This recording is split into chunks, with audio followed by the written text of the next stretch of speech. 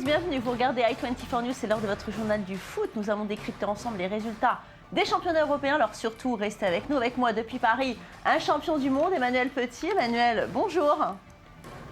Bonjour Valérie, bonjour Lise, bonjour à tous. Merci d'être avec nous tout au long de cette émission. Il y a eu des surprises ce week-end, on va en parler ensemble. Et puis Lise, évidemment, bonjour. Vous scrutez la presse sportive. Vous n'avez rien raté, on en parlera évidemment dans cette émission. Merci à vous deux de m'accompagner. On est parti pour un programme 100% ballon rond.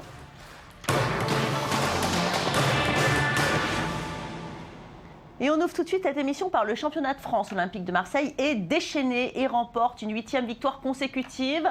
2-0 contre Toulouse. L'Olympique lyonnais, quant à lui, écrase Montpellier 5-1. Le PSG a mis fin à sa série de matchs nuls avec une victoire au Stade de France contre Lens, 3-1. Saint-Etienne maintient le rythme avec une victoire 1-0 à Lorient. Monaco se reprend et bat Évian-Thonon 2-0. Enfin, Lille enchaîne une 3e défaite en 4 rencontres après avoir été battue par Guingamp 2-1.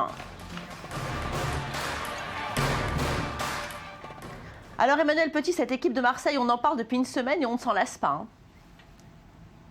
Non, on ne s'en lasse pas et je l'avais dit la semaine dernière, moi je suis ravi justement de l'émergence, de la renaissance on va dire de l'Olympique de Marseille cette année sous Bielsa parce que le championnat français a besoin d'avoir des équipes et notamment Marseille, le grand rival du PSG pour rendre encore plus attrayante cette Ligue 1. Donc je suis content qu'ils déroulent à l'heure actuelle, qu'ils sont sur une série impressionnante de victoires.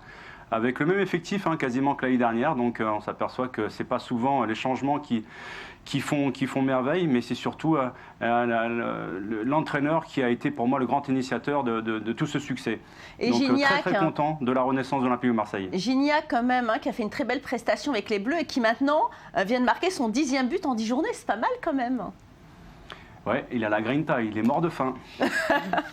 C'est-à-dire qu'à quelques mois de la fin de son contrat, avec... on voit qu'il y a 2 ans aussi de l'Euro. Là, il essaye de marquer des points avec l'équipe de France. Mais je crois qu'il est surtout concentré avec son club. Il a envie de terminer son contrat avec l'Olympique de Marseille de très belle manière.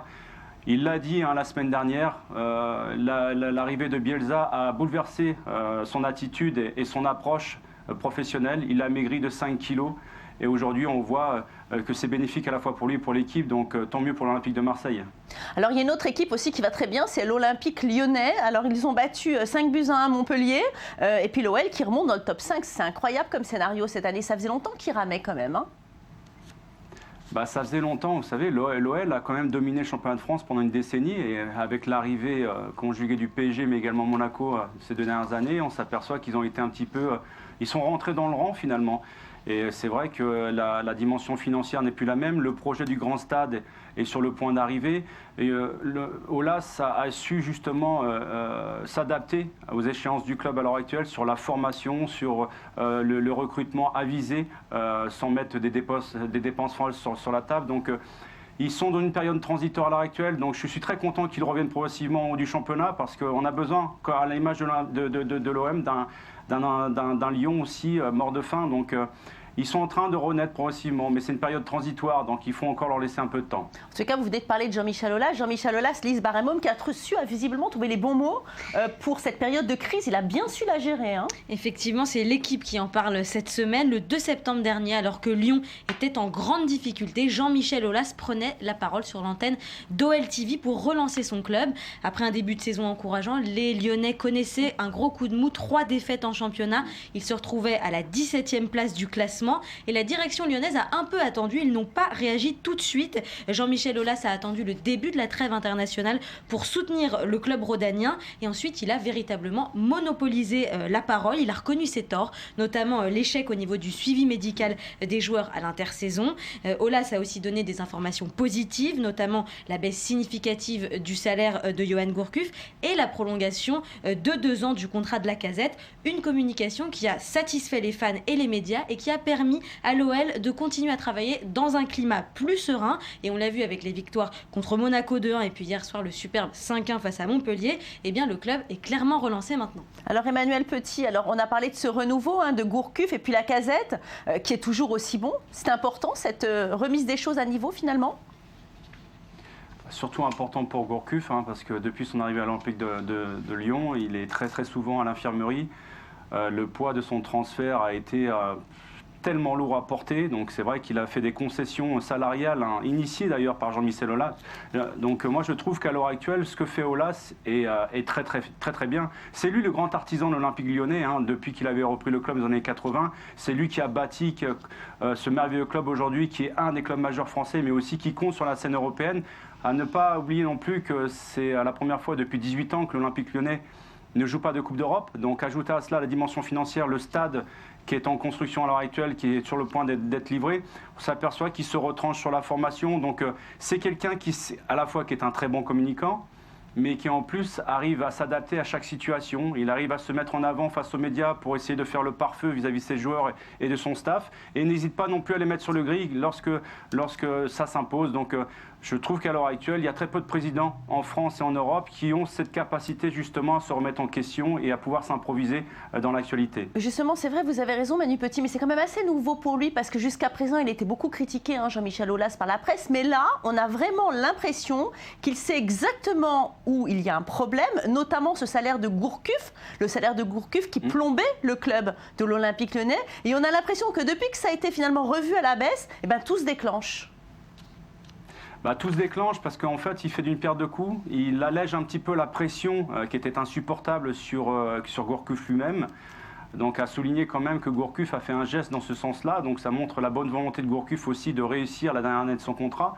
On s'aperçoit aussi que dans le fait de changer complètement sa politique salariale au sein du club, il est obligé, Jean-Michel Aulas, d'envoyer des signes forts à son effectif, sinon on risque de déstabiliser encore plus la problématique financière. Donc je dirais qu'à l'heure actuelle, c'est un fin tacticien. Et il faut souligner quand même. Donc il y a certaines fois, je ne suis pas d'accord avec lui dans ses sorties médiatiques, mais force est de constater, il a mon respect, que c'est quelqu'un qui tient bien son club, et ce depuis plusieurs décennies, donc chapeau. C'est vrai que Jean-Michel Aulas était d'ailleurs l'un des premiers à critiquer l'arbitrage, et justement l'arbitrage, on va en parler, avec le Paris Saint-Germain qui gagne à nouveau une victoire 3-1 contre Lens, mais on retient surtout cette polémique, Lise Barenbaum, qui agite la presse, les arbitres seraient défavorables au Paris Saint-Germain. Oui, et c'est l'Express, entre autres, qui parle du match PSG-Lens-Paris, qui a gagné 3-1, mais la rencontre a été entachée par l'expulsion sévère de Cavani, qui avait marqué un pénalty. En fait, le joueur a reçu un avertissement pour avoir salué la foule lensoise en mimant un tir de carabine. Alors ça peut paraître choquant, mais il a l'habitude de faire ça. Et donc, il est venu demander des explications à l'arbitre à la suite de cet avertissement. L'arbitre Nicolas Rainville, il lui a donc touché le bras et il s'est fait sortir immédiatement. Alors, c'est pas la première fois que le PSG subit un arbitrage qu'on peut qualifier de excessif ou de sévère en tout cas. En mai 2013, Thiago Silva avait reçu un carton rouge pour un geste similaire lors d'un match contre Valenciennes, ce qui avait débouché sur le coup d'épaule de Leonardo sur l'arbitre et créé un tollé général. Alors Manu Petit, cette polémique là autour de cette carabine, qu'est-ce que vous en pensez? Je trouve qu'il n'y a pas de polémique. L'arbitre, vous savez, moi je critique très rarement les arbitres. Alors c'est vrai qu'il s'est raté complètement, mais il a le droit de se rater au même titre que les joueurs. Donc il fait partie du jeu, c'est un être humain, donc en plus il est souvent laissé tout seul dans ses décisions. Il n'est pas souvent aidé par la corporation ni par le système. Donc moi franchement, il s'est planté, ça a été un match catastrophique pour l'arbitre, point final. Maintenant de là à dire que le PSG est désavantagé par décision arbitrale, franchement, j'irai pas jusque-là et crier au loup. Donc, tous les clubs à l'heure actuelle sont sanctionnés par des décisions arbitrales qui sont des fois étranges sur le terrain, voire ubuesques. Donc, vous savez, le PSG à l'heure actuelle, c'est la locomotive de la Ligue 1. Donc, il est scruté davantage par le corps arbitral et surtout les hommes en noir eux-mêmes. Je pense qu'avant même d'arbitrer un match du PSG, ils ont le sentiment d'être tellement irréprochable pour ne pas avoir donné le sentiment qu'il y a un côté favoritisme avec le Paris Saint-Germain. Donc non, tous les clubs sont la même enseigne. Donc c'est tout ce que je constate. Avec des erreurs d'arbitrage, voilà, ça peut arriver Exactement. à n'importe qui. En tout cas, cette sévérité de l'arbitre, elle a fait le tour de la toile, Lise Barenbaum. Oui, le Figaro fait le bilan de toutes les reprises sur Internet. Nicolas Rainville n'est désormais plus un inconnu sur les réseaux sociaux. Sur Twitter, l'incompréhension a vite fait place à la moquerie. Et les internautes ont inventé des situations dans lesquelles il aurait pu sortir son carton rouge. Alors certains parodient la célèbre chanson du Nord, Les Corons, en modifiant les paroles. On a pu lire au Nord, c'était les cartons. On a aussi le Canap Football Club qui ironise sur le carton rouge que prendrait Rainville à la maison quand il oublie les croissants pour ses enfants. Et enfin, un internaute, Antoine Maes, propose quant à lui d'envoyer Monsieur Rainville en Afrique pour expulser Ebola. Qu'est-ce que vous en pensez, Manu Petit? Ce sera la solution magique, hein, ça, hein? Un carton pour expulser Ebola d'Afrique. Monsieur Rainville avait déjà un contentieux. Vous savez, à l'époque, quand il passait ses diplômes d'arbitre, il y avait un système de notation qui était sur Internet au niveau de la Ligue, la DNA, et il avait essayé, avec certains de ses collègues, de transformer ces notes-là. Donc c'est vrai que ça ne plaide pas en sa faveur à l'heure actuelle. Mais moi, ce que je constate surtout, c'est qu'il n'y a aucun arbitre français qui est représenté dans les grandes compétitions internationales, notamment lors du Brésil au mois de juin. Donc c'est surtout à ce niveau-là. Donc fustiger M. Rainville, non. Par contre, fustiger le football français et la formation des arbitres français à l'heure actuelle, oui, parce qu'on n'est plus bon à l'heure actuelle.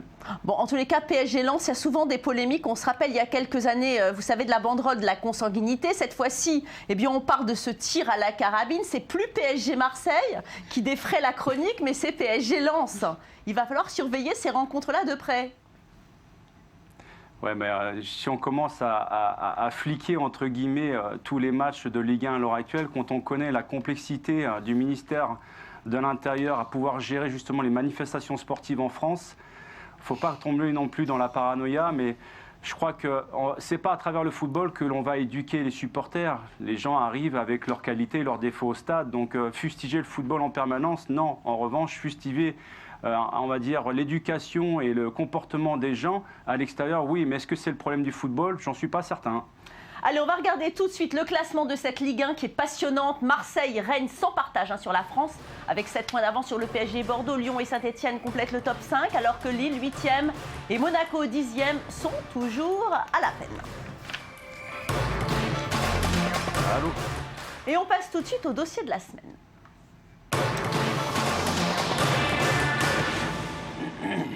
La polémique autour de l'organisation de la Coupe du Monde au Qatar continue. Un rapport rédigé le 5 septembre dernier devait être publié. Eh bien, coup de théâtre, il restera secret. En effet, Sepp Blatter, le président de l'organisation, a expliqué qu'une publication de ce rapport d'enquête pourrait compromettre la confidentialité des témoignages. Le récit tout de suite de Michael Friedman et Samuel Calvo. La FIFA a été sous le feu des projecteurs depuis que la Coupe du Monde 2022 a été attribuée au Qatar. Le vote controversé du comité exécutif de la FIFA soulève quelques interrogations quant à la légitimité de cette attribution. Des informations auraient fuité concernant une grosse somme d'argent versée par un ancien dirigeant du football qatari qui aurait versé à plusieurs fédérations nationales des millions de dollars. La FIFA a mené une enquête pour vérifier ces propos, mais a déclaré ne pas pouvoir communiquer sur les conclusions de cette investigation. Les sceptiques y voient une preuve d'un système complètement corrompu qui essaye de gagner du temps et de mener les gens en bateau. Mais le problème de la Coupe du Monde au Qatar ne se limite pas qu'à la corruption. Il y a également de vives critiques concernant les conditions de travail et le manque d'encadrement des travailleurs. Et si la corruption et les conditions de travail n'étaient pas suffisantes, à cela il faut rajouter des conditions météorologiques extrêmes, avec des températures dépassant les 40 degrés Celsius. L'idée de déplacer la compétition en hiver est même étudiée. Les 350 pages de ce rapport ont été effectuées par un ancien mandataire des États-Unis, Michael Garcia, qui ne l'a pas rendu public, ce qui a bien arrangé les affaires de la FIFA. Mais Hans-Joachim Eckert, président de la Chambre du jugement de la commission d'éthique, a défendu les droits de la FIFA. Publier le rapport d'enquête dans son intégralité mettrait la commission d'éthique de la FIFA et la FIFA dans son ensemble dans une situation juridique très délicate. Nous devons respecter les droits des individus nommés dans le rapport, ce qui ne pourrait être le cas dans le cadre d'une publication intégrale du rapport d'enquête. Alors que le Qatar continue de se préparer à accueillir la Coupe du Monde, le milieu du football aimerait bien qu'on lui permette de voir plus clair dans ce dossier. Alors Manu Petit, ça continue. On a vraiment l'impression qu'on est en train de nous cacher la vérité. Ça va durer combien de temps ? Ça vous laisse seulement une impression, Valérie? Ben oui, vous savez, moi je suis jamais très sévère. Je laisse tout le temps planer le doute. Moi, je vais vous dire, alors qu'il est, je suis très très déçu par le comportement de la FIFA depuis tellement longtemps à l'heure actuelle, dans sa transparence, notamment dans son mode de scrutin, de vote. On s'aperçoit que le comité exécutif aujourd'hui, alors je ne vais pas balancer des accusations à l'heure actuelle parce que franchement, il y a juste à se baisser. Il y en a tellement à l'heure actuelle. Donc ils traînent, ce n'est pas des casseroles qui traînent, ce sont des marmites remplies. J'ai l'impression aujourd'hui que la FIFA et son président sont au-dessus des lois, qu'il n'y a aucun État à l'heure actuelle qui est capable de faire pression sur la FIFA. J'ai l'impression que c'est un État dans l'État qui sont beaucoup plus puissants que les propres États auxquels ils accordent l'attribution d'une Coupe du Monde. Moi, ça me laisse perplexe parce que à l'heure qu'il est, avec les réseaux sociaux, avec Internet, tout se sait à la minute près. On n'arrive plus à cacher quoi que ce soit. quand on voit qu'ils n'arrivent pas justement à mettre ce rapport public, je peux comprendre que pour des questions juridiques, ça puisse les mettre en porte-à-faux. Mais sincèrement, si la FIFA, qui est toujours là à défendre les valeurs de l'éthique et autres, je ne sais quoi d'autre, je crois qu'ils devraient balayer devant leur porte parce que ça fait très très longtemps qu'il y a un amas de poussière qui s'accumule devant. Oui. En tous les cas, c'est incroyable parce que Sepp Blatter, qui est candidat à sa propre succession, on a l'impression qu'il est quand même en train d'essayer de gagner du temps. Exactement, vous avez parfaitement compris. C'est-à-dire On en qu'ils essaient de parlera. gagner du temps. On en parlera, Manu On Petit. voit également... On en est qu'au début de façon de cette polémique parce que de toute façon les dossiers vont sortir avant le Qatar. Lise Barenbaum, évidemment, vous ferez le tour de la presse pour nous dire comment les journalistes réagissent à la suite de ce dossier qui n'a pas été publié. Merci à vous tous, merci à vous Manu, merci à vous Lise d'avoir participé à cette émission. On se retrouve évidemment demain pour encore plus de football. À bientôt.